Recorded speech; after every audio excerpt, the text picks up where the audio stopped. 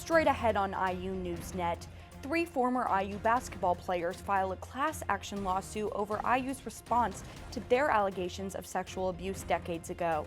They say a team physician went too far and IU didn't go far enough to protect them. And thousands of alumni will be back in Bloomington for homecoming this weekend. So why is one of the most iconic locations on campus, Dud Meadow, still locked down? And for the first time since 2021, Memorial Stadium is sold out not once but twice for football. We'll have more on the red-hot Hoosier team. IU NewsNet starts now.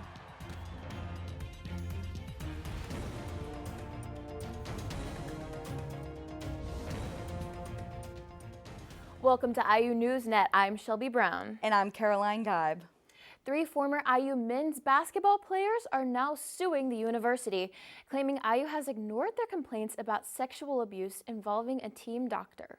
The case dates back decades to a team physician during the time of Coach Bob Knight. IU NewsNet's Riley Woodall joins us with more now on the new class action lawsuit. Riley.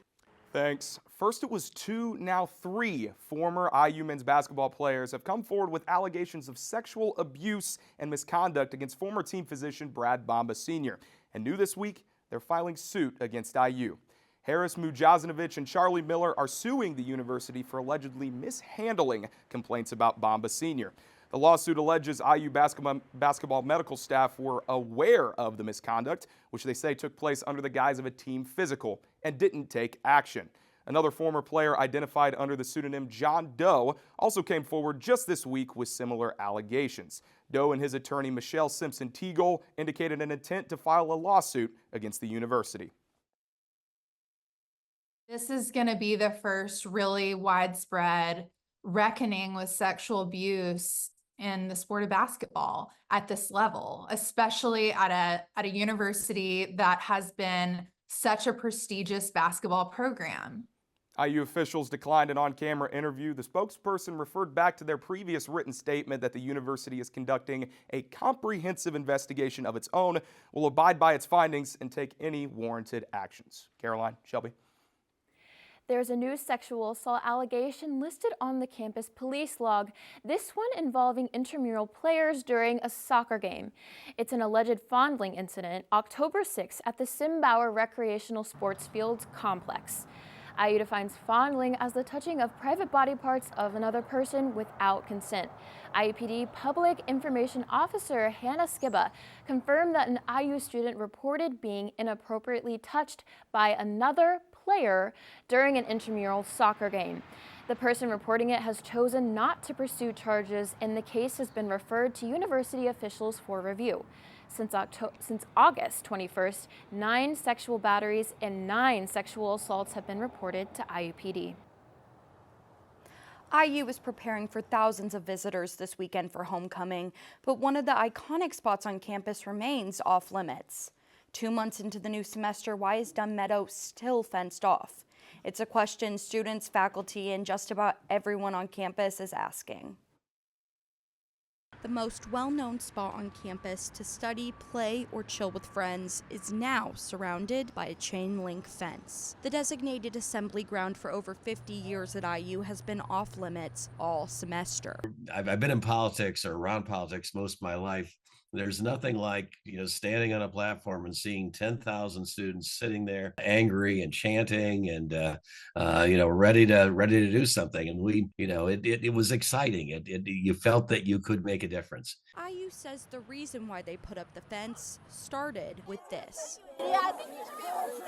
IU says the pro-Palestinian protests and encampments last spring and summer resulted in $100,000 worth of damage to the grounds. But the time it took to replace the grass has come and gone. This leaves many students wondering, with what appears as a finished job, why this fence is still up and when will it come down? I reached out to IU spokesperson Mark Bodie, who declined an interview, but issued this statement. IU Facilities and Capital Planning has planted turf and is working to ensure it develops and holds properly. Dunn Meadow is still on track to reopen before the end of the semester. Many students say the closure is depriving them of one of the best things about IU. But it's just not pleasing to the eye at all. I see so many people touring every single day and I'm like, oh, look at this beautiful building, and then look at this gross fence. This August, IU issued a strict new expressive activity policy that requires permission to set up tents or signage. But even the weekly Sunday night vigils to protest that new policy have found a way to take the protest one step further, right through a hole in the Dunn Meadow fence. If it were in good faith, if they were shutting it down really for repairs, they would actually be proud of that. They would show it off. You know, this is how we tend to our grounds. This is how we tend to the legacy of IU. This is how we steward the campus. With so many questions still left unanswered, students can only imagine when they can practice their free speech or just hang out with their friends in Dunn Meadow again. Shelby, did you know that in 1970, over 10,000 students protested tuition raises in Dunn Meadow? I was not aware of that. That's a lot of people to fit inside of Dunn Meadow, but thank you so much, Caroline. An organizer of the Palestine Solidarity Committee was pulled over and searched by IU police over an alleged connection to the defaced statue of Herman B. Wells. During the warranted search, IUPD took the organizer's phone and backpack. His car was also taken and impounded as a part of the investigation. This comes after the Herman B. Wells statue was found covered in red spray paint and holding a Palestinian flag earlier last week. Under IU's expressive activity policy, damaging university property with spray paint is not allowed. Other members from the group are asking for more information on why he was pulled over. They claim it is from a police targeting. A recent IU Media School graduate is getting the equivalent to an advanced course in reporting on her first job. She's been on hurricane duty in Fort Myers, Florida, where Hurricanes Helene and Milton delivered a 1-2 punch. Ella Rhodes works for Fox 4 in Fort Myers and lives in Cape Coral. The last few weeks have been a challenge, but one she says IU's Media School helped prepare her for. Last year, Rhodes covered tropical storms in a Category 1 hurricane, but it was nothing like this. Along came Hurricane Helene, followed by Milton, in 12-hour shifts. While residents were urged to evacuate as the Category 4 Hurricane Milton hit, Rhodes was on the scene. She had to be. It's her job to be. You're talking to people who have just witnessed something that's so unimaginable, even with these hurricanes, it's kind of like, oh my God, like it washes over and you're like, how did you see this? How is this real? But also at the same time, you have to take that and then share it with everybody so they also understand the reality of the situation. Her job isn't always the easiest. She was able to bring a deeper understanding by shedding light onto those affected by the hurricanes. The death of an IU freshman 10 years ago drew attention to the Indiana Lifeline law that provides limited immunity for underage drinkers if someone needs medical care. But some people say the law does not go far enough to save lives. IU NewsNet's Faith Delp joins us in studio with the story. Faith. 2 students at Purdue University are leading the effort to expand the Indiana Lifeline law. They want to see legal protection for everyone involved in an underage drinking situation, not just the person that called. I reached out to the mother of an IU freshman who died in 2014 to talk about her crusade to strengthen the Lifeline law as well. She was beautiful physically. She was beautiful on the inside. I don't know, she was a complete package in my eyes. It was Rachel Fege's second day on campus when her mom got the call no mother ever wants to receive. Her daughter was in the ICU at a Bloomington hospital. I said, is she awake? And they said no. Angie Fege got there just in time to say goodbye. Rachel had opted to donate her organs. And she went down toward the operating room where they were going to do the donation and watched the doors close, and that was it. Rachel had died of a head injury after falling at a party while only slightly intoxicated. Her friends at the party had checked on her throughout the night but found her blue in the face the next morning. Now, Angie Fege is a crusader for the Lifeline law, a law created by students for students. The goal of the law is to protect people underage who seek help on behalf of someone in drug or alcohol distress. It's as simple as calling 911, giving them any information they might need over the phone, staying with that person until police do arrive, and once they do arrive, cooperating with everyone on the scene. Dimitri Heath works with students at IU and supports efforts to expand the Lifeline law. I think that expanding that to the person who is in distress as well, I think is really important because it might deter them from trying to call someone for help if they know that they're going to get in trouble, per se. During the Indiana Lifeline Law's 2021 fall campaign, they showed the Lifeline Law has saved 55 lives since 2012. But at the same time, I think it would be good to cover everyone because ultimately we just want them to be safe and healthy. a sentiment echoed by a mother who missed milestones in the life of her daughter, who would be 30 years old had she survived. You don't have to experience college all in one day. Be smart. Call your mom if you need help. There is much more to Rachel's story that you can find at rachelsfirstweek.org. For more information on the Indiana Lifeline Law and updates on the law, visit indianalifelinelaw.org. Now back to you. Thanks, Faith. Early voting is underway in Bloomington, but how much do we know about the local races? We'll take a look. Plus, a Bloomington hair salon has gone green in a big way. We'll show you how they are cutting waste every time they cut hair. Stay with us.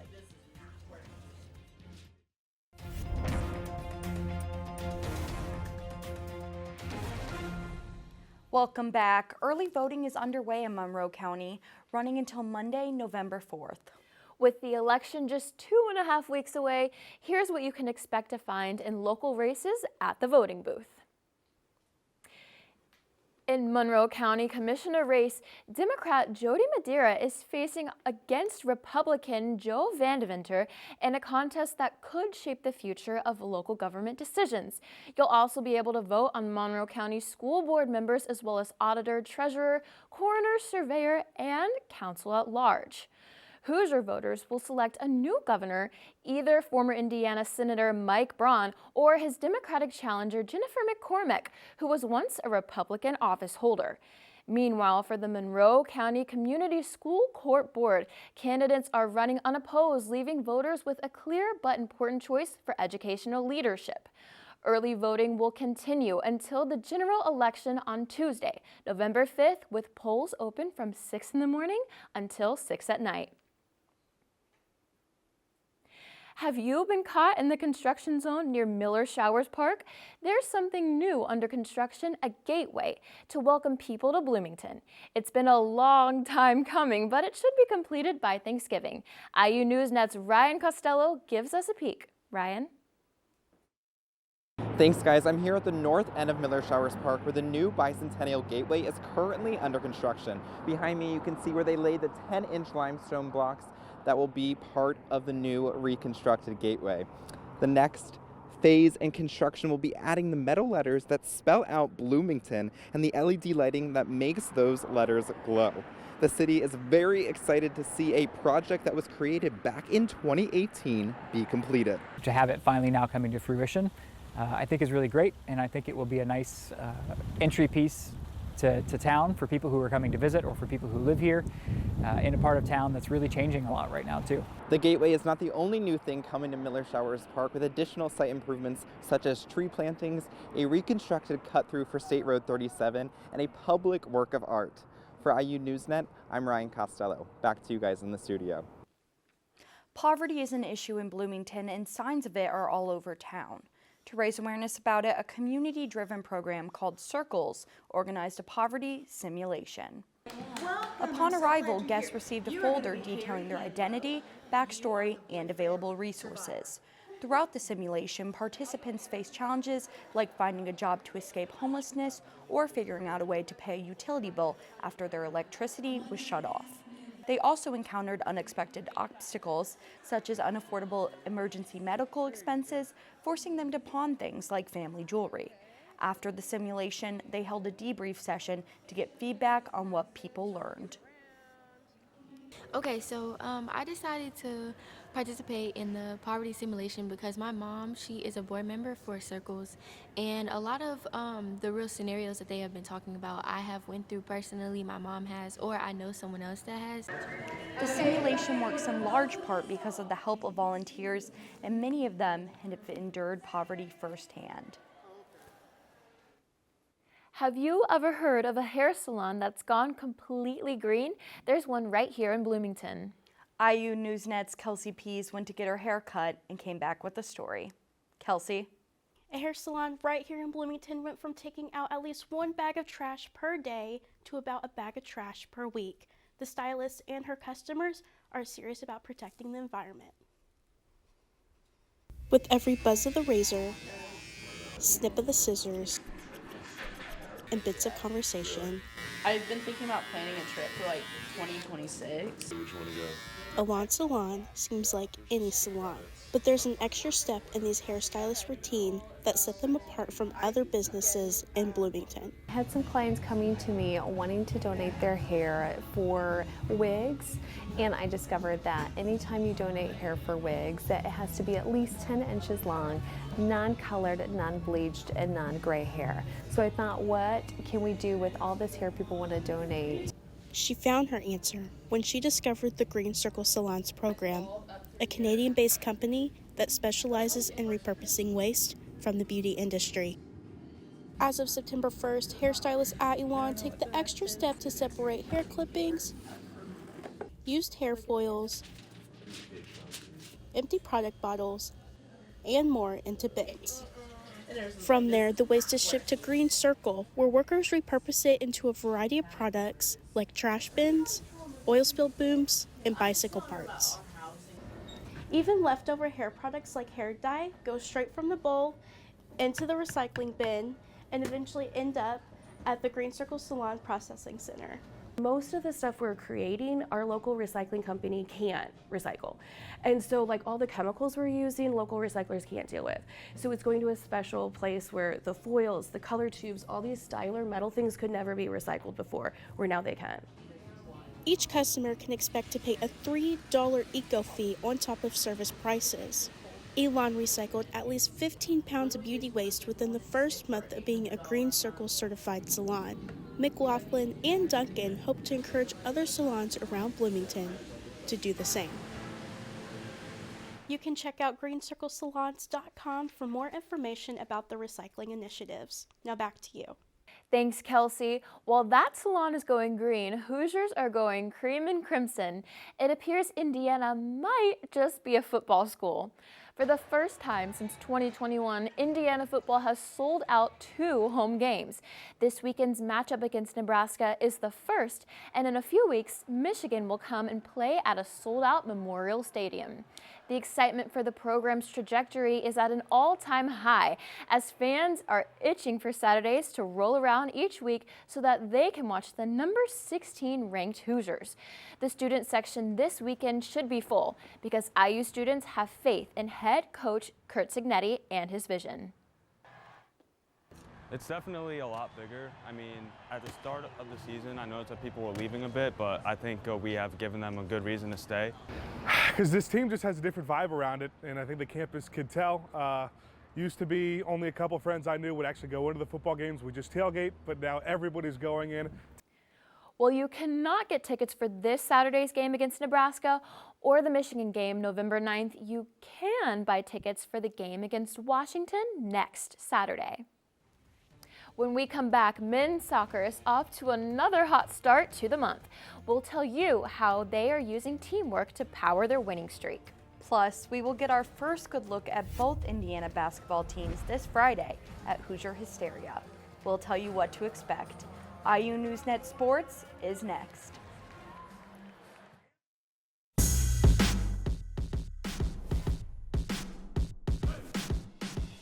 Welcome back. Indiana football is hosting Fox's big noon kickoff for the first time in 2 years this weekend during homecoming.